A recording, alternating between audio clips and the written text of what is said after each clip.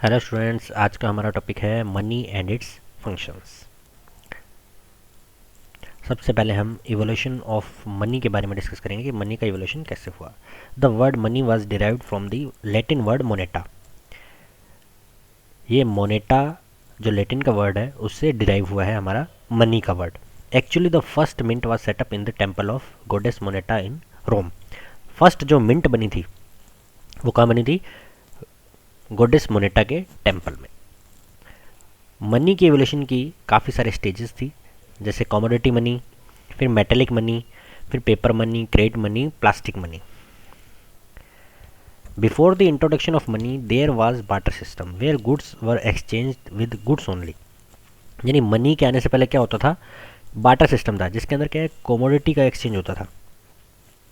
यानी अगर किसी को एप्पल चाहिए और दूसरे वाले को बनाना चाहिए और दोनों के पास वो चीज़ है, तो दोनों एक दूसरे से एक्सचेंज कर लेंगे। एप्पल वाला, जिसके पास एप्पल है, उसको बनाना चाहिए तो वो बनाना ले लेगा उससे और उसे एप्पल दे देगा। तो इस हिसाब से बार्टर सिस्टम पहले चलता था। Money is an any item और verifiable record that is generally accepted as a payment for goods and services and repayment of debts such as taxes in a particular country. Money कोई भी एक ऐसा item है जो goods and services की payment के लिए एक्सेप्ट किया जाता हो और हमारे डेट्स की रीपेमेंट के लिए एक्सेप्ट किया जाता हो, वो मनी माना जाएगा। इन ए पर्टिकुलर कंट्री, यानी किसी एक कंट्री के अंदर, क्योंकि हर कंट्री की अलग अलग करेंसी रहती है। Money has been defined differently by different economist. अलग अलग इकोनॉमिस्ट ने मनी की अलग अलग डेफिनेशन दी है। तो उसके अंदर तीन है, डिस्क्रिप्टिव है, लीगल है और जनरल एक्सेप्टेबिलिटी डेफिनेशंस है। जनरली जो एक्सेप्ट होती है डेफिनेशंस वो क्या है? उसमें जेम किन्स ने बोला है, money is that by the delivery of which debts contracts and prices contracts are discharge and in the shape of which general purchasing power is held. Seligman ने बोला है, money is one thing that possess general acceptability. Kent ने फिर क्या बोला है, money is anything which is commonly used and generally accepted in a medium of exchange or as a standard of value। तो ये जनरल एक्सेप्टेबिलिटी की definitions है। Descriptive में प्रोफेसर हार्टली ने बोला है, हार्टली विदर्स ने, money has four function: medium of exchange, measure of value, store of value और standard of deferred payments. Anything which does these four work that will called money whatever its shape. यानी कोई भी ऐसी चीज़ जो ये चारों function करती हो वो मनी मानी जाएगी। लीगल डेफिनेशन में क्या है? प्रोफेसर रैप ने बोला है, anything which declared money by state will be called money. यानी स्टेट ने या गवर्नमेंट ने जिसे लीगली बोल रखा है कि ये हमारी मनी है, वो क्या है? मनी मानी जाएगी, जिसका लीगल टेंडर हो रखा है।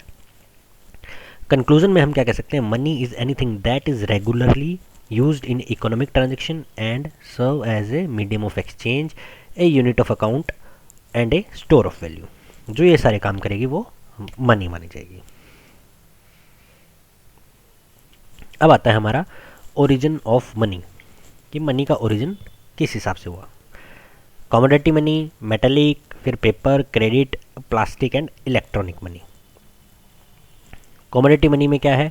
कमोडिटी मनी के अंदर हम पहले डिस्कस कर चुके हैं कि जिसके अंदर गुड्स और गुड्स दोनों साइड गुड्स का एक्सचेंज होता था। जैसे a large number of items such as cows, goats, sheep, rice, grains etc were used.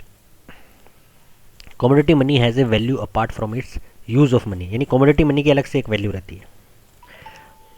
अब ये ख़त्म क्यों हो गई कमोडिटी मनी? रीज़न उसका था कि स्टोरेज नहीं था, इसका ड्यूरेबिलिटी नहीं थी, ट्रांसपोर्टेशन की डिविजिबिलिटी नहीं थी, यानी हम इसको डिवाइड नहीं कर सकते थे, एंड होमोजेनिटी नहीं थी। इन सारे रीजन से क्या हुआ? कमोडिटी मनी सक्सेस नहीं हो पाई। मेटेलिक मनी के अंदर कॉइन होते हैं, वो गोल्ड और सिल्वर का उसके अंदर कुछ ना कुछ यूज़ किया जाता है मेटल के अंदर। अब ये क्यों ऑब्सोलेट हो गए? रीज़न उसका ट्रांसपोर्टेशन के कारण और स्टोरेज के कारण। क्योंकि अगर किसी को हम 1,00,000 रुपये देंगे तो मेटल में देंगे तो 1,00,000 रुपये लेके कैसे जाएगा वो? स्टोरेज की कॉस्ट आ जाएगी ना, उसकी ट्रांसपोर्टेशन की कॉस्ट आ जाएगी, स्टोरेज कैसे करेगा? Paper currency is made of paper and functions as a medium of exchange. Initially, paper currency carried a promise that it was convertible into a fixed quantity of precious metallic gold and silver. Starting में जब paper currency आई थी तब उसके अंदर promise दिया जाता है कि भाई इसे हम मेटल या यानी मेटलिक गोल्ड या सिल्वर के अंदर हम इसको कन्वर्ट करेंगे, लेकिन वो अब ख़त्म किया जा चुका है. पेपर करेंसी तो अभी अपनी चल रही है, यानी नोट जो है वो सारे पेपर करेंसी है. बैंक मनी, उसके बाद बैंक मनी है यानी कि चेक. चेक क्या करने लगे? मीडियम ऑफ एक्सचेंज का काम करने लगे. प्लास्टिक मनी क्या है? जो आपके कार्ड है, अपने पास डेबिट कार्ड, क्रेडिट कार्ड हो गए, टेलीफोन कार्ड्स है, ये सारे क्या है? प्लास्टिक मनी है. इससे क्या हो रहा है? This form of banking has reduced processing cost, lead times for payments and increasing flexibility. Lead times for payment मतलब में पेमेंट होने में टाइम अब कम होने लग गया. These are also not considered legal tender नहीं है. प्लास्टिक मनी लीगल टेंडर नहीं है, गवर्नमेंट ने इसे लीगल टेंडर नहीं किया हुआ, लेकिन हम इसे यूज़ करते हैं. लीगल टेंडर क्या है? पेपर करेंसी जो हमारी है, करेंसी जो बताई है वो हमारी लीगल टेंडर है. और अब क्या आ चुके हैं? अब हम पेमेंट बैंक्स के थ्रू पेमेंट करते हैं. अब एटीएम डेबिट कार्ड का भी हम कम यूज़ करते हैं. हम क्या यूज़ करते हैं? पेटीएम का, फ़ोनपे का, गूगल पे का, नेट बैंकिंग का. अब इनका ज़्यादा यूज़ होने लग गया. फिर हमारे आते हैं फंक्शन ऑफ मनी, कि मनी के फंक्शन क्या क्या है. सबसे पहले आते हैं प्राइमरी फंक्शन. प्राइमरी फंक्शन है money as a medium of exchange, यानी मीडियम ऑफ एक्सचेंज का काम करती है money.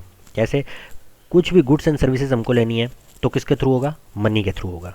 It means that money can be use to make payments for all transaction of goods and services.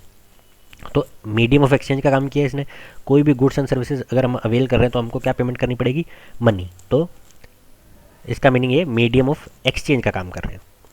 A buyer can buy goods through money and a seller can sell goods for money.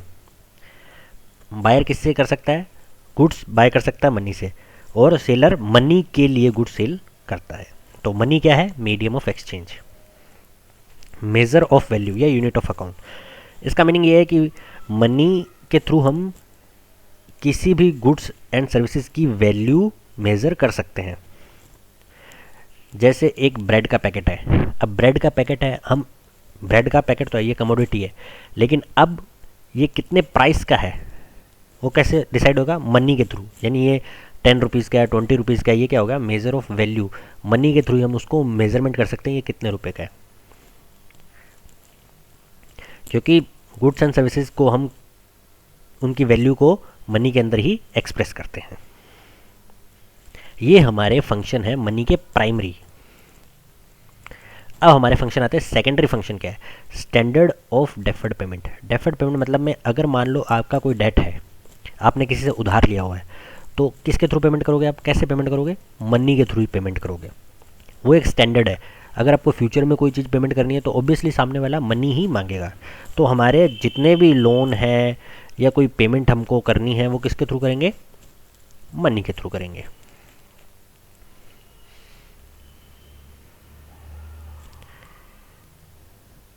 Store of value. Store of value मतलब में money को हम store कर सकते हैं. Store of value implies A store of wealth. Money को हम store कर सकते हैं और फ्यूचर के लिए यूज़ भी उसे कर सकते हैं, फ्यूचर यूज़ के लिए. It is the most convenient and economical means of storing earnings and wealth. Transfer of value यानी कि मनी को हम ट्रांसफ़र ऑफ वैल्यू मीन्स हम डोमेस्टिकली नहीं, हम इंटरनेशनली भी क्या कर सकते हैं? बाय और सेल कर सकते हैं मनी के थ्रू. तो वैल्यू ट्रांसफ़र होती है ना. Buying and selling of goods क्या हम डोमेस्टिक में कर सकते हैं, इंटरनेशनल लेवल पे भी हम कर सकते हैं. तो ये क्या है? वैल्यू का ट्रांसफ़र भी करते हैं. ये हमारे सेकेंडरी फंक्शन है. अदर फंक्शन ऑफ मनी क्या है? Aid to specialisation, production and trade. Influence on income and consumption. Money is an instrument of making loans. Money as a tool of monetary management, instrument of economic policy. इन सब के अंदर money के through ही काम होता है. Production, trade, हमने trade करना है मनी के थ्रू होगा, उसके अंदर मनी का ही काम आएगा। प्रोडक्शन करना है, स्पेशलाइजेशन करना है, कुछ स्पेशलाइजेशन मतलब में किसी फील्ड के अंदर हमने स्पेशलाइजेशन में विशिष्टीकरण करना, जैसे लेबर का हमने स्पेशलाइजेशन कर दिया, किसके थ्रू होगा? मनी के थ्रू होगा। इनकम एंड कंजप्शन भी मनी के थ्रू ही होगा। इनकम में चेंजेस करना है, इनकम किस हिसाब से बढ़ेगी? मॉनेटरी टर्म्स में ही होगा। कंजप्शन भी मॉनेटरी टर्म्स में ही होगा। Instrument of making loans, loan किसके थ्रू हम बनाएंगे? मनी के through obviously. Monetary management, monetary policy मतलब में मॉनेटरी पॉलिसी किसके थ्रू होगी? मनी के थ्रू, यानी हमने CRR, SLR ये सारे कम कर दिए तो मनी का फ्लो ही चेंज होगा। और इकोनॉमिक पॉलिसी का भी एक इंस्ट्रूमेंट है मनी। तो ये सारे हमारे फंक्शन हैं मनी के।